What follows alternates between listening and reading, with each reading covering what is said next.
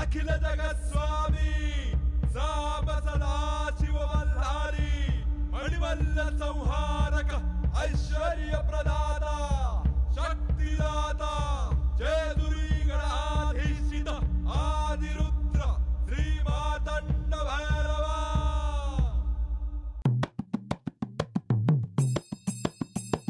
जय देवा जय देवा जय देवा जय देवा जय देवा जय शिव मातंडा।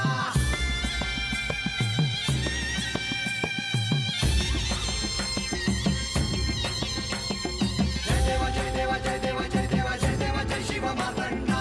हरिवर्धन मल्हारी तुझी प्रचंडा। अगडदुम नगारा सोन्याची जेजुरी देव गेले जेजुरा निळा घोडा। अगडदुम नगारा सोन्याची जेजुरी देव गेले जेजुरा निळा घोडा। पाव में तोडा कमरी कर पटा मिहिर मस्तकी तुरा। खोबऱ्याचा कुटका भंडाऱ्याचा भडका बोल अहंकारा सदानंदाचा येळकोट। सदानंदाचा येळकोट। जय देवा जय देवा जय देवा जय देवा जय देवा जय शिव मातंडा। जय देवा जय देवा जय देवा जय देवा जय देवा जय शिव मातंडा। हरिवर्धन मल्हारी तुझी प्रचंडा। जय देवा जय देवा जय देवा जय देवा जय देवा जय शिव मातंडा। हरिवर्धन मल्हारी तुझी प्रचंडा।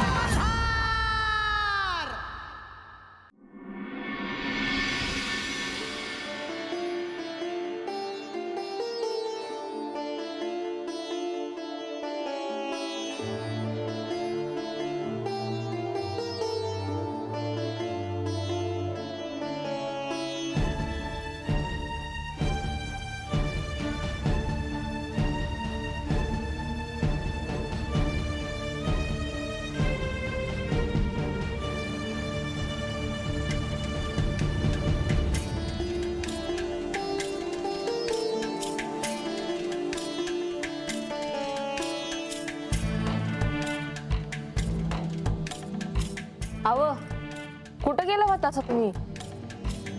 गावात गेलो होतो, ओळखीच्या माणसाने भेटाय गेलो होतो. आईच नुसतं लोकांसंग बोलाय हो. आता काय चालू आहे ते विचारलं का? आता काय झालं?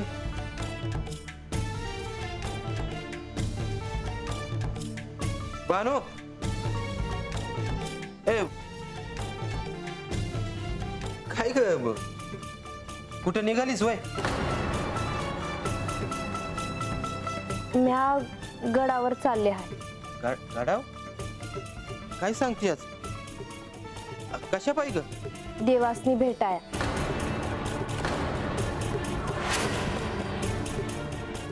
तुला ठाऊ होतं वय? भय तेच सांगणार होते म्या आले. नाही तेच बडबडत बस. जे सांगायचं ते सांगूच नको. अहो पण माझं बस. बानू गडाव गेली तर काय होईल ही म्या सांगाय पाहिजे का तुला? त्यासनी बरं वाटल म्हणूनच म्हणलं म्या. लय शहाणी आहेस.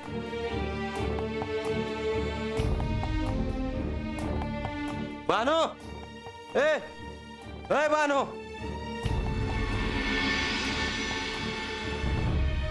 देवा, दरबाराचं कामकाज सुरू करण्याची परवानगी असाय. देवा देवी, आज तुमच्या मोर राज्यातल्या लोकांची काही गाराणी मांडायची आहेत. एक एक करून सांगतो या. चोडप्पा, त्यांचा काय प्रश्न आहे?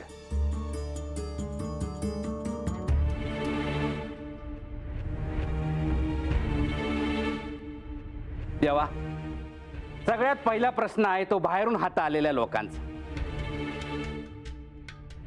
बाहेरून हाताचे व्यापारी येतात त्यांच्या कराचा प्रश्न आहे.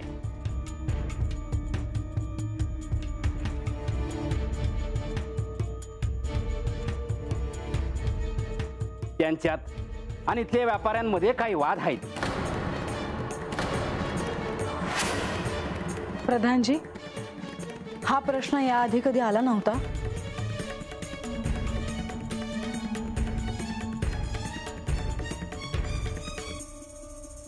होय देवी, राज्यात आणि जेजुरीत बाहेरून येणाऱ्यांचा ओघ आता वाढला आहे. ह्यापूर्वी प्रश्न नव्हता, परंतु राज्यात असलेली सुव्यवस्था ह्याचं सगळ्यात महत्वाचं कारण आहे.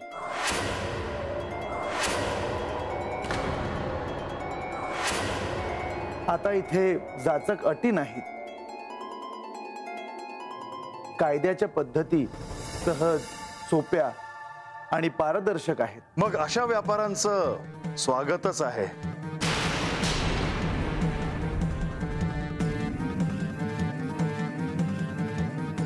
त्यात स्थानिक व्यापाऱ्यांना जो कर चुकवावा लागतो त्यापेक्षाही अधिक सुविधा बाहेरच्यांना मिळतात, असं स्थानिकांचं म्हणणं आहे. स्थानिक व्यापाऱ्यांना प्राधान्य मिळायला हवे. निश्चितच, पण वसुधैव कुटुंबकम ह्या सूत्राप्रमाणे सर्वांना समान संधी मिळावी.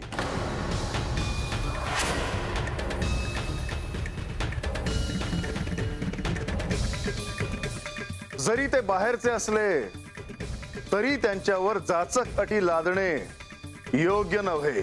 सगळे समान आहेतच,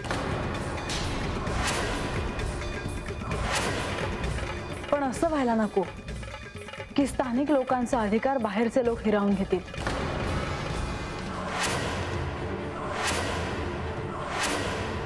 आपण अशी व्यवस्था करू शकतो की ज्याने राज्यात संतुलन राहील. बाहेरचे आणि इथले असे वाद उरणार नाही. पण बाहेरून जे इथे येत आहेत त्यांचे हेतू काय आहेत हे देखील पाहायला हवे.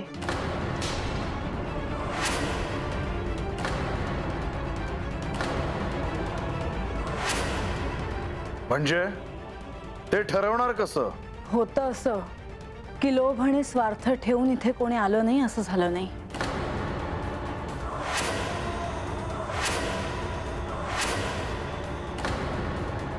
भासा, तू हे काय म्हणतेस? मी हे माझ्या अनुभवावरून बोलते आहे.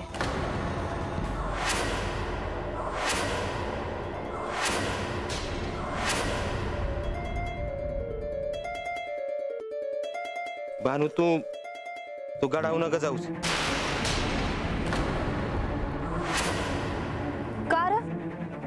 या का नाही जायचं गडावर? असं काय करती आज?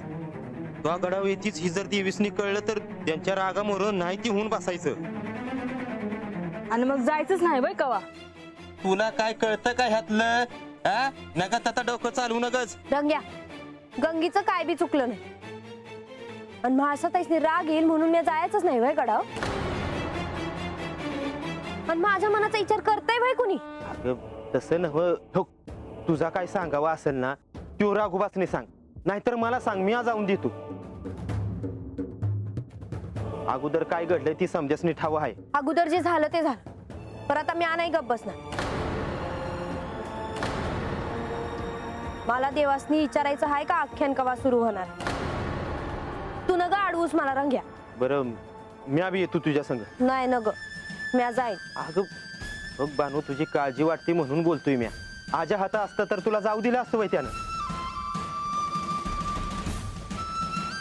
नाही, पर त्याला समजावलं असतं मी. अगं वय की समजावलं असतं की नाही कोण म्हणतंय. पर म्या कुठे तुला जाऊ नका म्हणतोय. म्या बी येतो तुझ्या संग, लागलीच गंगी बी येईल. हा, पर तुला असं एकलीला जाऊ द्यायचो नाही म्या. रंग्या, गंगी, तुम्ही हाता हायसा म्हणून मी आपल्या माणसापासून लांब आहे असं मला कधी बी जाणवलं नाही. पर आता मला देवासनी विचारायचं आहे, मला त्यासनी भेटायचं आहे आणि म्हणून मला जावंच लागेल. नाही, पर म्या तुला असं एकली जाऊ द्यायचो नाही. तुला जायचं असं तर आम्ही बी येतो तुझ्या संग. मग चालेल, तुम्ही बी चला माझ्या संग.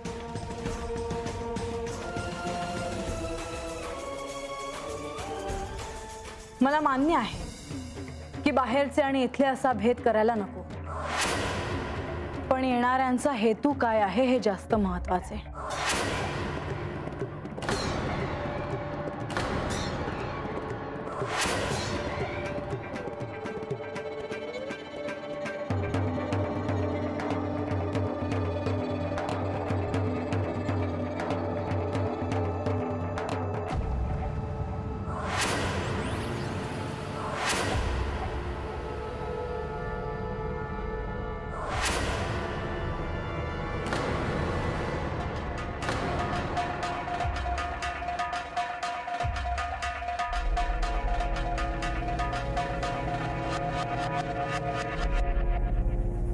काय झालं? काय झालं आहे सांगून टाका.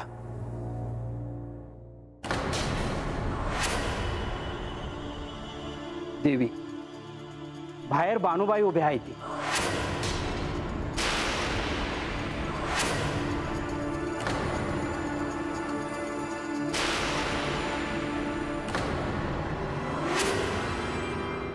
आणि त्यासनी हात येऊन काहीतरी सांगायचं आहे बघा. तिला परत जायला सांगा.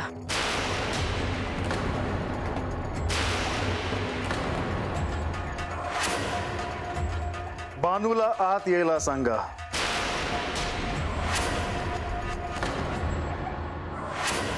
तिने राजसभेत असे येणे अपेक्षित नाही. तुम्ही तिला तिचे स्थान दिले आहे हे तिला ठाऊक नाही का?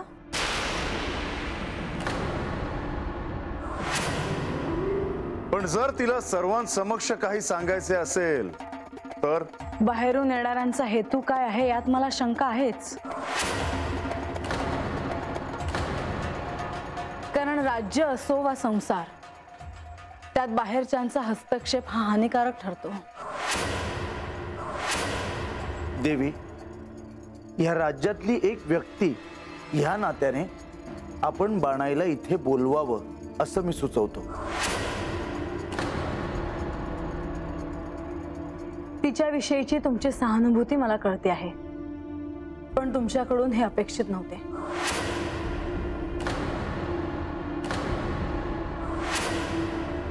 भाषा, मी सांगतो म्हणून तिला आत येऊ दे.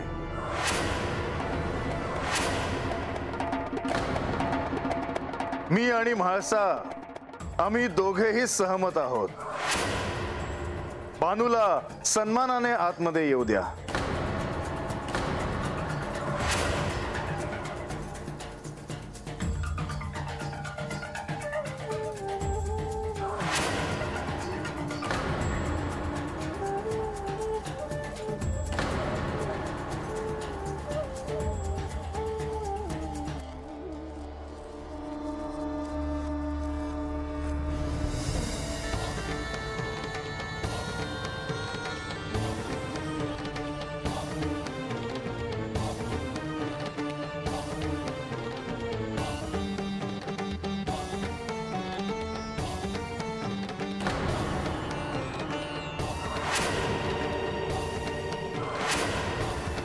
हिला राजसभेचे नियम नंतर समजावून सांगा.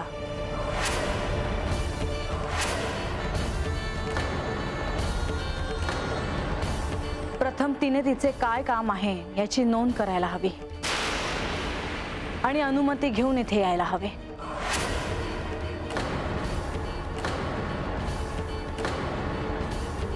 या सिंहासनाचा सन्मान आणि न्यायाचे उच्चासन म्हणून नमस्कार करायला हवा.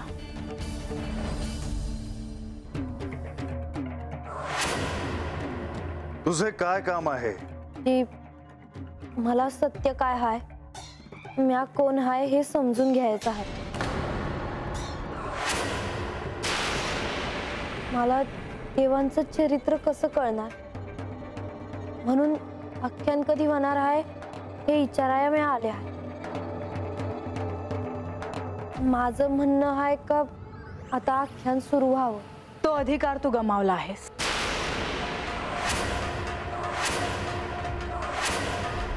तो कसा? सारीपाटाच्या डावात मी तुझा पराभव केला होता, तेव्हाच तू इथून जाणं अपेक्षित होतं आणि तुझ्या पराभवासोबत तुझे अधिकारही संपले आहेत.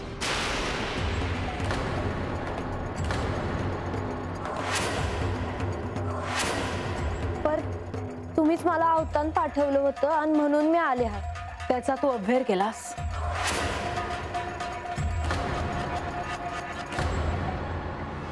माझी चुकी झाली आणि म्हणूनच मी तुमच्या मोर हात जोडून माझी चूक पदरात घ्या अशी विनवणी करते.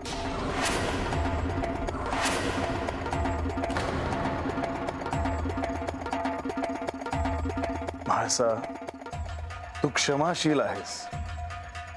भौतिक सुखापैकी तिने काहीच मागितलं नाही, तेव्हा तू तिची मागणी मान्य कर. गणेश, मी हा निर्णय तुझ्यावर सोपवते आहे.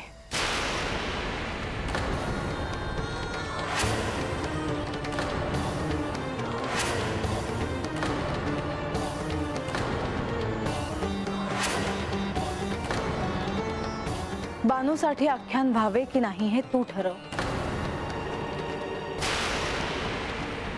तो अधिकार तुझा आहे.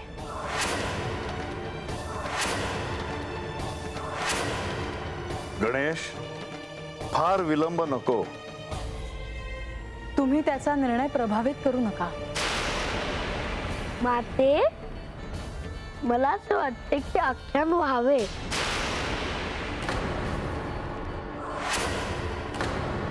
आणि त्यात बानूला ते श्रवण करण्याची संधी मिळावी.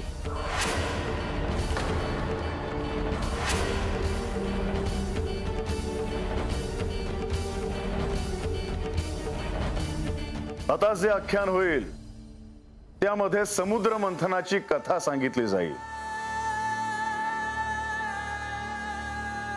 सर्व स्तरातील भक्तांना हे आख्यान श्रवण करता येईल.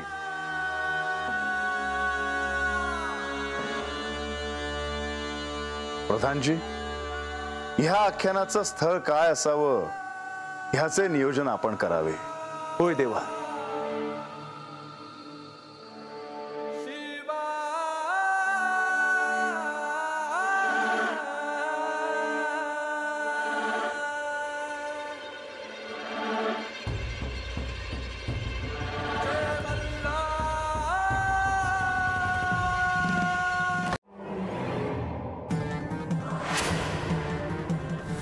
मला असं वाटते की आख्यान व्हावे आणि त्यात बानूला ते श्रवण करण्याची संधी मिळावी. सगळ्यांना तिची एवढी काळजी का आहे? मी समर्थपणे उभी आहे म्हणून? मी कोलमडून पडत नाही म्हणून? माझा तो स्वभावच नाही. सगळं जग जरी विरुद्ध केलं तरी मी ठामपणे उभी राहीन. आज जेजुरीत या समुद्र मंथनाच्या आख्यानाचा घाट घातला गेला आहे. सगळीकडे आख्यानाच्या निमित्ताने दवंडी दिली गेली आहे. सगळेजण आख्यान ऐकण्यासाठी उत्सुक आहेत. ज्या अर्थी या कथेचा इतका मोठा घाट घातला गेला आहे त्या अर्थी नक्कीच ही कथा महत्वाची असणार.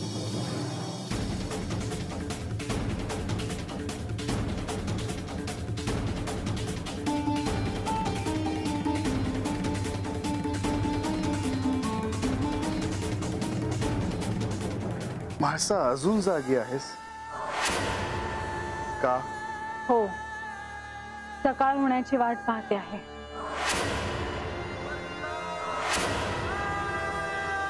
म्हाळसा, गणेश जे काही म्हणाला त्यावर रागावू नको.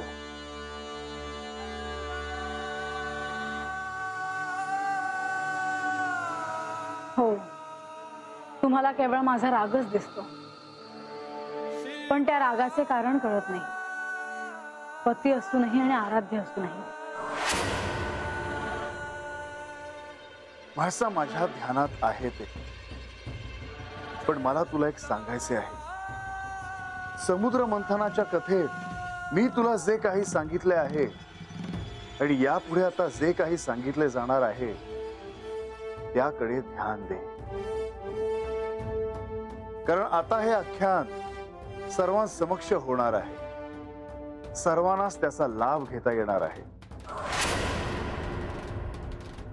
हो, बानूलाही ते महत्वाचे. म्हाळसा, प्रत्येक गोष्टीत तिला वाटेकरी व्हायचे आहे. माझं, केवळ माझं असं काहीच राहिलं नाही. तिला सगळ्यांची सहानुभूती मिळणार. माझं काय चुकलं याचा मी विचार करते, करत राहते, पण मला त्याचं उत्तर मिळत नाही. आणि ते उत्तर सापडावं म्हणूनच मी ह्या आख्यानाचा आग्रह धरत आहे. ह्या आख्यानातून तुला निश्चितच काहीतरी सापडेल. म्हाळसा, संपूर्ण सृष्टीतून अमृताबरोबर श्री महालक्ष्मी देखील गुप्त झाल्या. त्या पुन्हा कशा प्रकट झाल्या त्याची ही कथा आहे.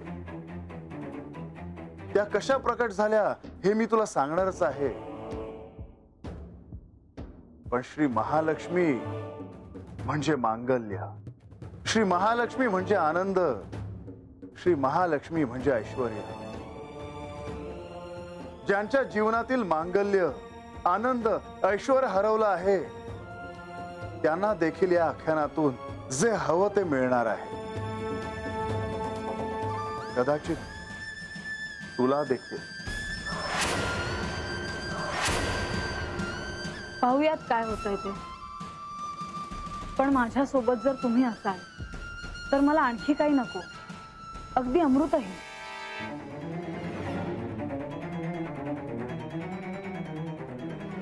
माणसा, मी तुझ्याच सोबत आहे.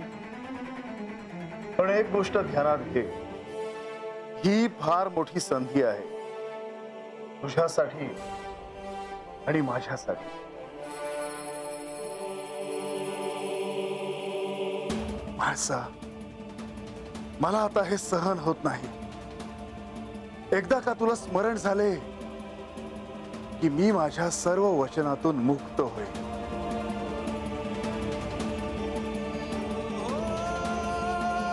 तुम्ही माझा विचार करतच नाही. हे सर्व तुझ्यासाठी आहे आणि माझ्यासाठीही.